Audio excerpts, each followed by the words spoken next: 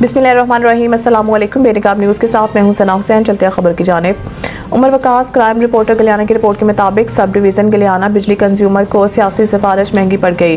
Direct रब्ता करने पर 10,000 जबकि सिफारिश पर 30,000 रेट कर दिया। कंप्लेन करने पर क्लर्क भी दरख्वास्त पर डायरी नंबर लगाने से इनकारी। तफसील के मुताबिक मुद्दा की रिहायशी कमर अब्बास ने पोल शिफ्टिंग के लिए लाइन सुपरिटेंडेंट अमानत से रब्ता किया तो इसने 10,000 की एवज काम करने की हामी भर ली, मगर सियासी सिफारिश करने पर रेट 30,000 कर दिया और रकम भी नकद वसूल कर ली। चंद रोज बाद लाइन सुपरिटेंडेंट किसी और बंदे को साथ ले आया और खारियां के दफ्तर का बड़ा ऑफिसर जाहिर किया।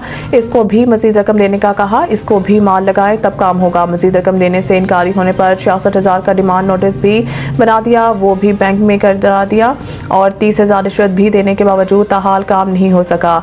लाइन सुपरिटेंडेंट के खिलाफ जब सब डिवीजन गया तो तसव्वुर नामी क्लर्क ने दरख्वास्त वसूल करने से टाल मटोल करने लगा।